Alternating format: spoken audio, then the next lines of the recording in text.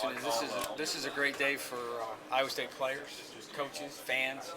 Um, I've always told Iowa State fans and believed in the fact that we need to celebrate who we are and not apologize for what we're not.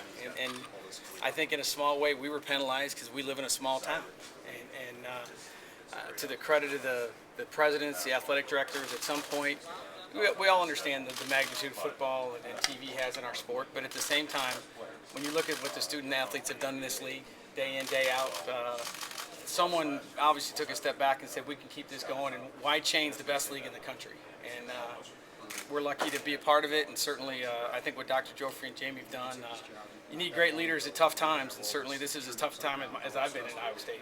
I've been in the league since it started, and there was a lot of scared times, and I was scared to death. I didn't sleep very well for about a week, so lucky to be part of it and excited about the future. Playing a double round robin, home and away for yeah, you had to bring that up, didn't you? Yeah. I mean, what does that mean for the program? Does it change much? I don't know. I'm not an English major, but we went from the best league to the bestest league.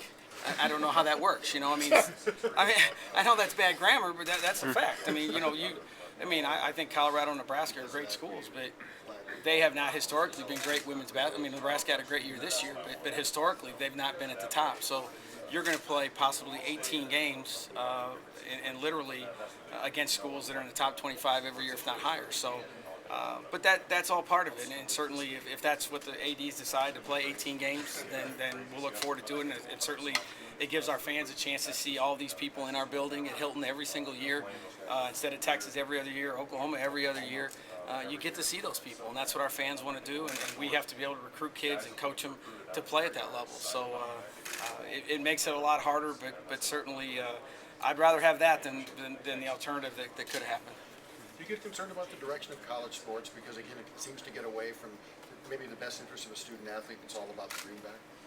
Oh, I'm very concerned. And I've been doing this my whole life. And I'm old and it's about time for me to be done with it. But, yeah, I'm very concerned. And I think that there's people that have decided, and certainly the business of it is getting bigger and bigger, and there's people that have created it to where it is. And, I just hope at some point someone in those rooms, and obviously I think they did, let's take a break and let's talk about Lisa Cole. Let's talk about, the athletes that have gone through all these teams and the success that they've had, and you want to put them in situations where you got to travel to places and do those things. The whole time, I never heard anyone say, no one, Joe Shad, Orange Blood. If I ever hear that again, I'll hear that too soon.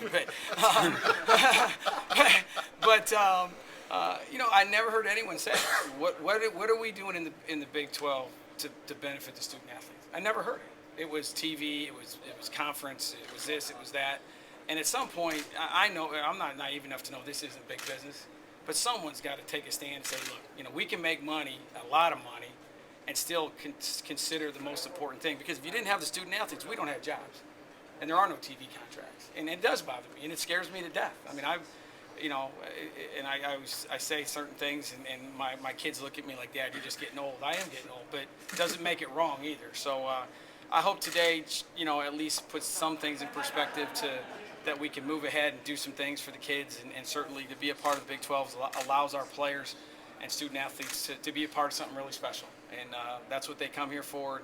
Our school has proven we can be successful on the court, off the court. Doesn't matter. Like I said, we were penalized because we were a small town, not because we weren't good enough at anything. So hopefully we'll continue to compete and play at a high level and enjoy some success and give our fans, whether it's at Jack Trice, Hilton, wherever, the chance to see some of the best athletes in the country.